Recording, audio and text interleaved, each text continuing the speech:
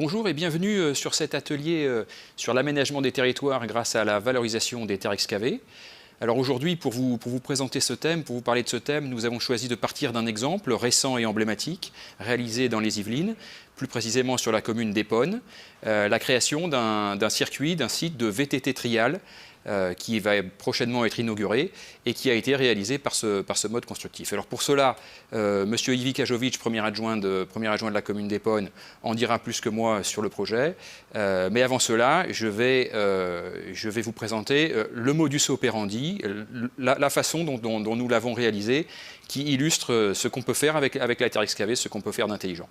J'ajoute que le contexte de cet atelier et de cette présentation est particulièrement pertinent puisque ce projet est né il y a 2 ans lors d'une précédente université des mairies des Yvelines et des Hauts-de-Seine, d'une rencontre qui avait eu lieu sur cette université et qui a débouché. Et donc nous sommes ravis aujourd'hui de venir présenter les conséquences de cette rencontre. Pour donner un peu de contexte, on va utiliser une présentation avec quelques diapositives pour présenter cette activité, ce métier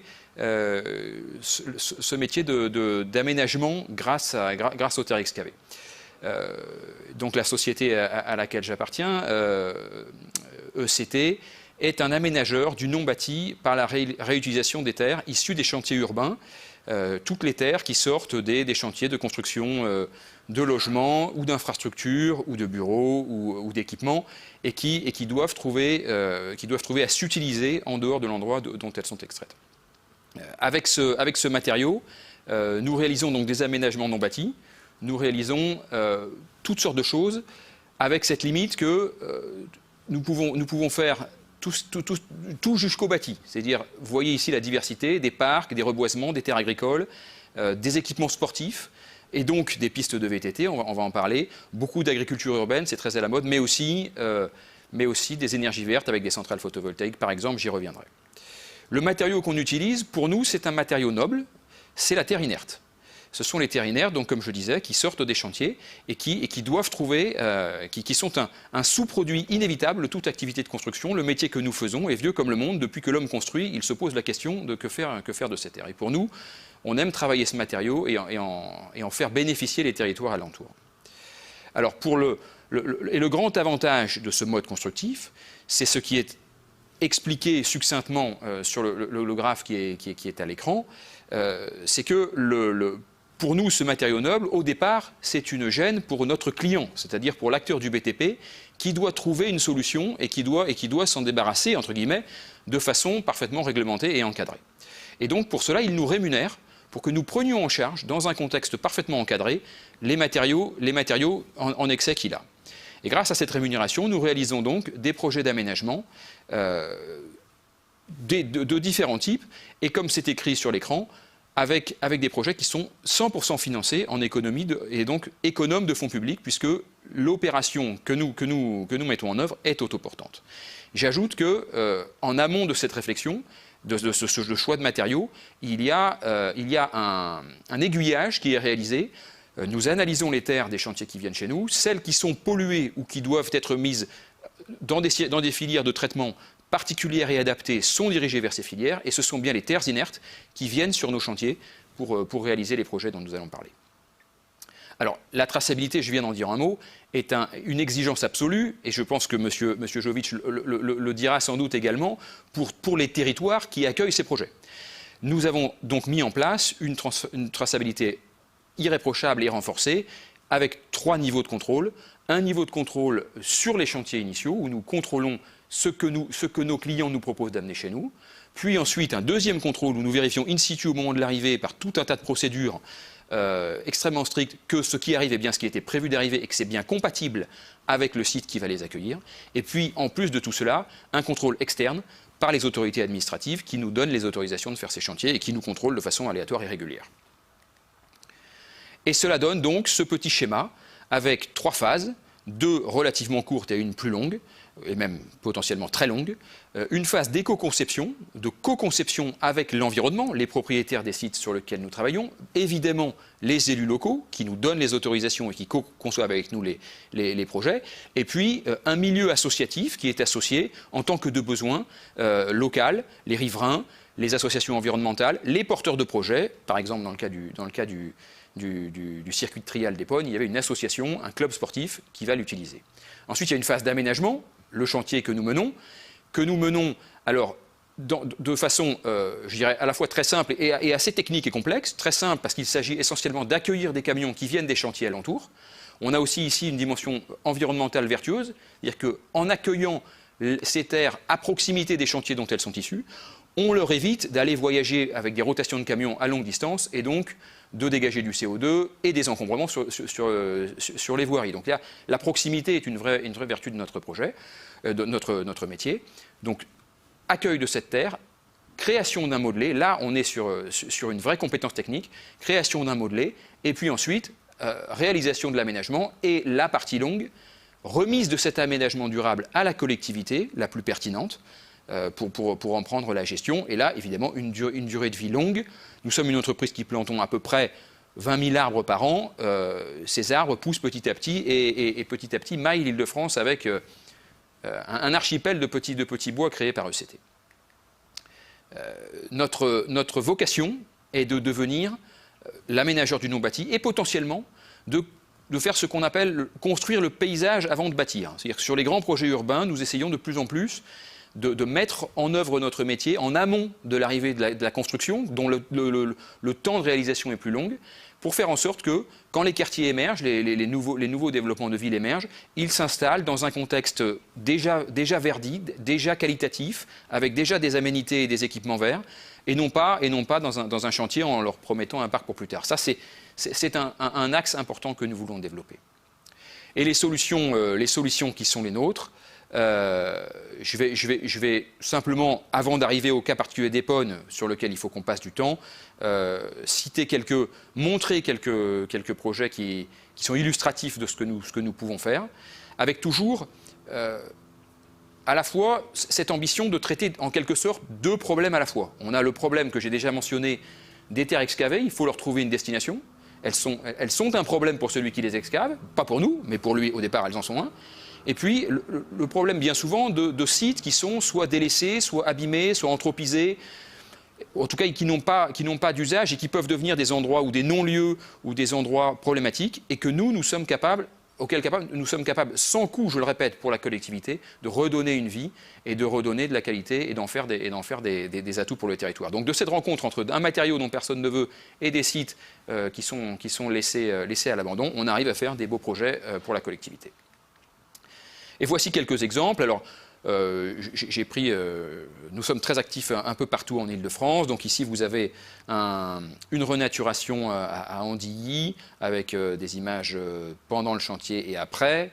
Le parc de l'Arboretum à Moissy-Cramayel en Seine-et-Marne, qu'on a livré il y a un peu plus d'un an, avec pas mal d'équipements qui ne sont pas à l'écran, mais pas mal d'équipements sportifs également. Il y a un gros partenariat avec les associations pour les personnes en situation de handicap dans cette commune, qui ont fait en sorte que ce soit accessible à tous et à tout type de handicap. Des thématiques agricoles, avec ici un grand projet. On finance partiellement la rénovation d'un château, tout en plantant des noyers sur un ancien site qui avait accueilli des remblais de façon un peu sauvage et mal contrôlée. Donc on nettoie tout ça, on remet de la terre propre dessus, puis de la terre végétale, puis on plante ces noyers pour en faire une remise en culture. Beaucoup de plus petits projets sur des friches pour les transformer par exemple ici en zone de loisirs, mais aussi sur celui-ci à Morangis dans l'Essonne, un site de tir à l'arc, donc déjà du sport, et puis des jardins partagés de l'agriculture de proximité. Un autre thème qui malheureusement existe, mais pour lequel on a une solution, c'est le traitement des dépôts sauvages. Donc là, c'est un projet qui n'est pas encore réalisé, mais qui est sur le point d'être autorisé, où on a été sollicité pour venir nettoyer une décharge sauvage, dont vous voyez l'image à gauche de l'écran, et recréer un sol agricole voilà. Et donc, et le remettre en culture, le rendre à un agriculteur à terme, et bien entendu reboiser. Dans ce cas-là, notre intervention, notre financement, il consiste à payer le nettoyage et la mise en décharge de ces déchets qui ont été malheureusement installés à cet endroit de façon sauvage. Des projets de grande ampleur aussi. Nous avons un partenariat avec un acteur, avec Akuo, un acteur de l'énergie photovoltaïque, où là, la deuxième vis, c'est notre partenaire qui s'en charge. Nous réalisons le modelé, nous réalisons les accès, la pente idéale pour installer la centrale photovoltaïque que notre partenaire installe et qui obtient ainsi une meilleure rentabilité. Donc là, on est quand même sur 46 hectares. Vous voyez qu'on est aussi capable de traiter des grandes opérations. La dernière que je montre étant la plus emblématique, dans l'axe des pistes de Roissy à Villeneuve-sous-Dampmartin, on va réaliser la plus grande œuvre de land art d'Europe, avec 2 grands yeux qui font chacun 400 mètres et qui seront immanquables. Ce sera la dernière chose que verront les gens qui atterrissent, qui arrivent à Roissy en avion. Donc ce sera une œuvre monumentale, visible de tous, et en plus ce sera bien sûr un lieu pratiqué avec des animations dans les 2 pupilles. Et j'en viens donc à Épône, j'ai été un peu long, j'en viens donc à Épône et je propose de peu parler sur ce projet, mais plutôt de lancer un petit film pour vous montrer comment ça s'est réalisé. Un petit film dont je vous dis la durée du film, c'est 2 minutes 30 à peu près, mais la durée du chantier que vous allez voir, c'est entre 2 et 3 mois environ, pour vous montrer la rapidité des transformations qu'on est capable de réaliser.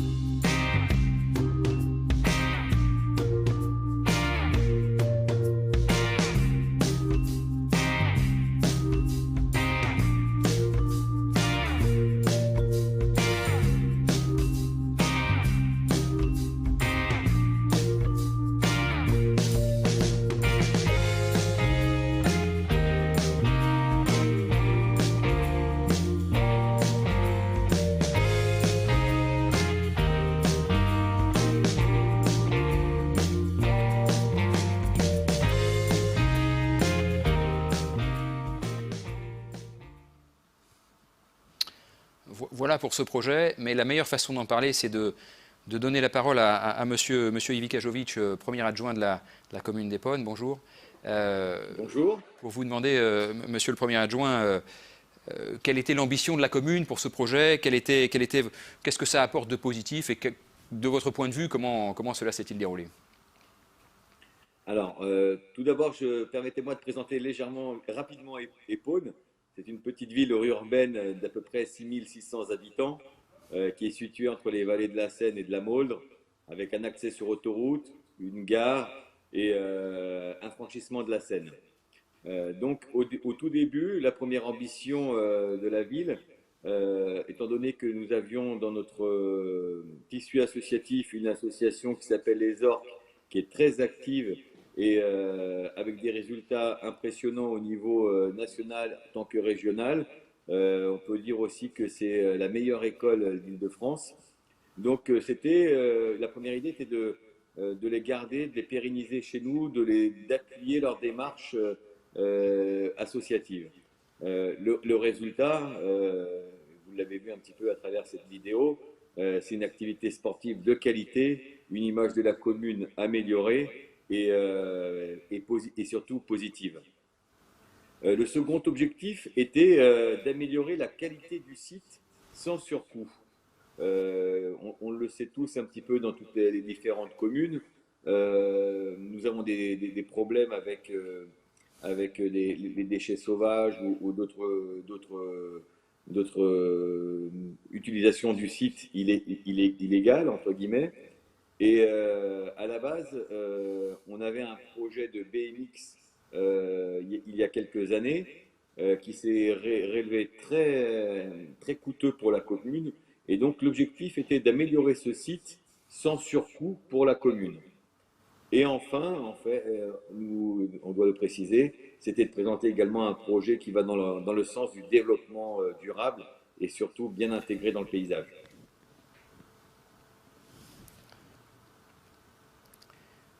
Et merci. Et je mentionnais tout à l'heure que nous nous étions rencontrés sur un salon de ce type.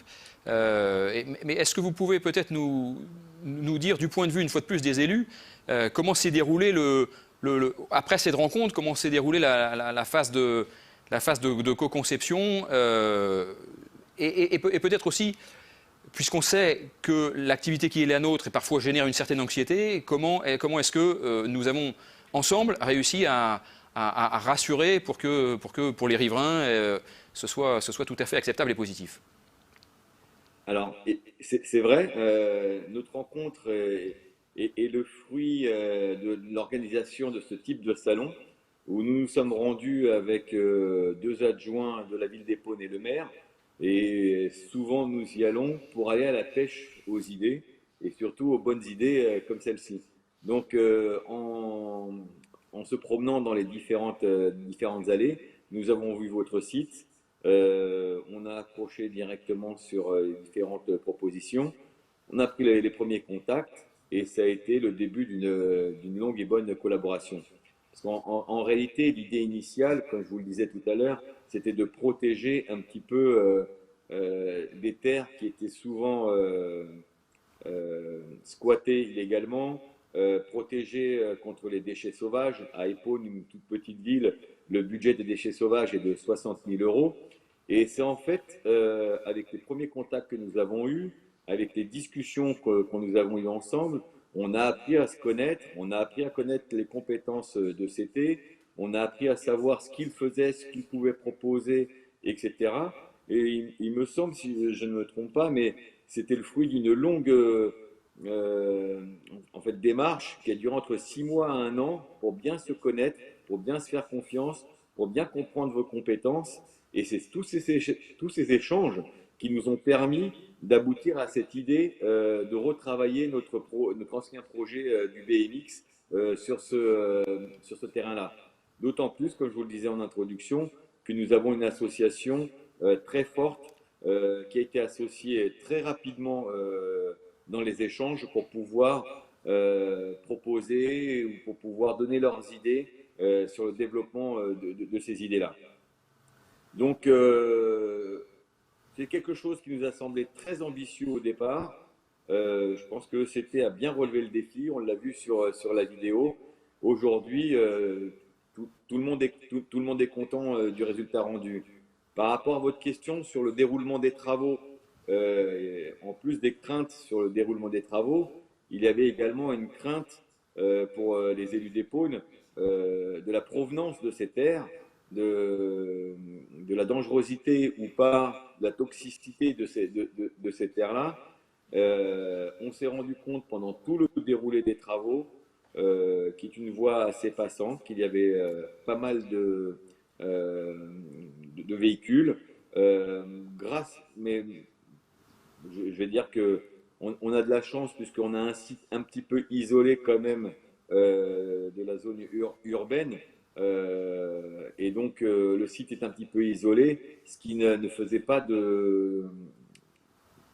il n'y avait pas de problème de voisinage puisqu'on est vraiment sur un site isolé. Par rapport à la propreté et par rapport aux utilisations des routes communales et départementales, Là, pareil, avec ECT, il y avait un accord qui a été vraiment respecté, puisque nous avions nos services techniques au quotidien sur le chantier pour voir comment ça avançait, comment était nettoyée la route, etc. Et je peux vous assurer, vous confirmer, nous n'avons eu aucune plainte de riverains concernant et la nuisance du chantier, que ce soit au niveau bruit, que ce soit au niveau propreté du terrain. Merci, et j'en profite pour donner quelques chiffres parce que je ne l'ai pas fait, pour donner un peu l'ordre de grandeur aux gens qui nous écoutent. On parle d'un site, si je ne me trompe pas, d'un peu moins de 2 hectares, 1,9 hectares je crois, et le volume de terre apporté pour réaliser le modelé de ce projet, c'est un petit peu moins de 100 000 mètres cubes, ce qui paraît considérable, mais quand on voit le film précédent et en particulier le rendu, on se rend compte que 100 000 mètres cubes en réalité c'est pas tant que ça. Et ça permet de faire de jolies choses. Et puis vous nous aviez demandé de travailler rapidement, c'est-à-dire vous ne vouliez pas que ce chantier s'éternise. Et donc avec une taille et un volume de cette taille, on est effectivement capable de réaliser toute la partie apport de terre en un peu plus de 2 mois, et donc de limiter la nuisance, en tout cas de parfaitement l'encadrer avec les élus. On s'adapte à tous les contextes, bien entendu. Maintenant, j'ai envie de vous poser une autre question, parce que moi, je ne connaissais pas ce sport, et je pense que beaucoup des gens qui nous regardent ne le connaissaient pas non plus. Et maintenant, qui va utiliser ce site? Vous l'avez dit, cette association, ce club. Est-ce qu'il y a des opportunités pour les gens de venir dessus, ou de venir voir sur site avec des événements qui y seraient prévus, pour soit l'utiliser, soit le connaître, soit s'en rendre compte? Est-ce que ça devient un véritable lieu public? Alors, ça va le devenir, parce que malheureusement, aujourd'hui, encore avec Oui. cette période de crise sanitaire, nous avons des difficultés à mettre en place des compétitions ou à le rendre public. Il faut savoir que, en plus de cette fonction triale, l'association Les Orques, hein, c'est une association d'Épône qui s'est installée sur Épône en 2013-2014, a sorti déjà quelques champions de France au niveau de leur activité sportive. Donc on espère réellement profiter au maximum de leurs compétences, de leur expérience et de leur professionnalisme par rapport à leur sport pratiqué pour faire rayonner Épône au niveau régional et au niveau national avec des compétitions. Il était bien sûr prévu une inauguration avec une belle compétition sur ce stade-là, mais on est obligé de la repousser après la période de Covid-19. Cette association va être, donc, a été porteuse avec la mairie d'Épône et avec vous, puisqu'elle a été intégrée depuis le début à la discussion et au projet, va être porteuse de ce terrain. Et c'est la mairie d'Épône, la municipalité, qui en assurera le fonctionnement, l'entretien, en utilisant au maximum les techniques de développement durable.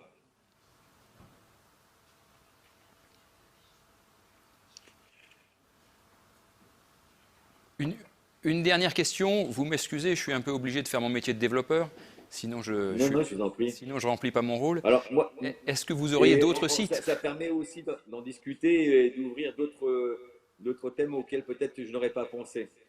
Exactement, exactement. Et donc, fort de cette première expérience commune, est-ce que vous envisagez, ou vous envisageriez, si les sites se présentaient, de refaire des aménagements avec ce mode de construction pour des objets complètement différents? J'ai présenté rapidement en introduction la gamme assez large d'aménagements qu'on est capable de réaliser. Est-ce que c'est quelque chose que vous feriez chez vous, ou alors dans l'agglo, je ne sais pas, ou que vous recommanderiez à vos voisins et collègues? Alors, déjà, je vais répondre par la dernière question. Effectivement, je le recommanderais à mes collègues, à mes voisins, s'ils ont ce type de projet, qui nous écoutent et qui nous regardent maintenant sur cette émission. Nous avons vraiment appris à connaître ECT, à savoir qui vous étiez, malgré les craintes du début, parce qu'effectivement, on peut se dire, mais comment on peut avoir un terrain trial aussi beau, aussi pratique pour 0 centime? On peut se dire, comme certaines publicités à la télé, c'est des arnaques où il se passe, il y a quelque chose qui nous est caché. Eh bien non. Vu le chantier, vu le déroulement du chantier, vu l'insertion dans le paysage, aujourd'hui, nous n'avons pas encore d'idée en réalité sur un projet à venir. Par contre, sur différentes opportunités. Le premier partenaire auquel on pensera, ce sera réellement ECT, avec lequel on a établi un rapport de confiance, de travail, et on a un résultat visible. Donc j'inviterai vraiment tout le monde à venir visiter le site dès qu'on pourra l'ouvrir au public par rapport à la crise sanitaire, et tout le monde se rendra compte. Moi, je vous assure que on a un site aujourd'hui magnifique, et je remercie déjà le Salon des maires de vous avoir invité, de vous avoir donné l'instance qui nous a permis de vous connaître. Et je vous remercie également vraiment pour ce sérieux et cette qualité de travail rendue sur notre commune. Je voulais ajouter une chose en parlant d'agglo, mais nous avons déjà eu un contact avec le département des Yvelines qui, a priori, alors c'est peut-être un scoop, peut-être vous ne le savez pas encore, mais qui souhaitent visiter le site, et je crois qu'ils se rendront sur notre site le 1er avril.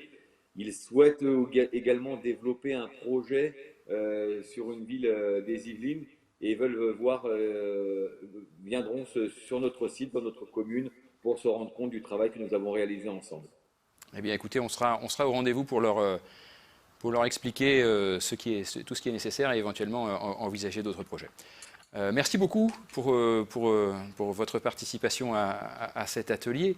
De notre côté, en tout cas, le secteur ouest parisien est une zone de projet, un secteur très prioritaire dans notre développement, et on espère avoir l'occasion d'en développer beaucoup d'autres. On viendra d'ailleurs, et cette fois en présentiel, sur le salon, quand les choses seront revenues à la normale, présenter de nouveaux projets qui sont aujourd'hui dans les tuyaux et pas encore tout à fait validés, en tout cas pas encore réalisés, lors du prochain salon au mois d'octobre. Et d'ici là, on aura certainement l'occasion de se recroiser à Epon sur le site ou ailleurs. Avec plaisir. Donc, je vous remercie. Je souhaitais vraiment remercier beaucoup de l'association des Pônes, les Orques, qui ont été intégrés à ce projet depuis le début avec ECT et la municipalité des Pônes. C'est vrai que pour ce type de projet aussi important, il faut un élément moteur, un élément qui porte le projet et qui peut aider aussi les communes dans la réalisation de leur projet. Parce qu'on ne peut pas en réalité, vous voyez, je reprends juste l'exemple des Pônes vite fait. On s'était dit avec nos collègues adjoints et le maire que vous pourriez nous apporter sur des nettoyages de terrain, sur les déchets sauvages, etc. On s'est rendu compte que sur Epon, parce que les parcelles étaient trop petites, c'était pas possible. Mais en découvrant, en travaillant, on est arrivé sur un superbe projet. Donc, je remercie l'association des Pônes, les Orques. Je remercie vraiment ECT de son travail et de sa qualité de travail. Et je vous invite toutes et tous à venir sur Epon de visu dès que ce sera possible pour visionner et voir ce beau terrain de trial. Rendez-vous est pris. À bientôt. Au revoir. Merci, à bientôt. Et au revoir à tous et merci d'avoir suivi cette rapide présentation.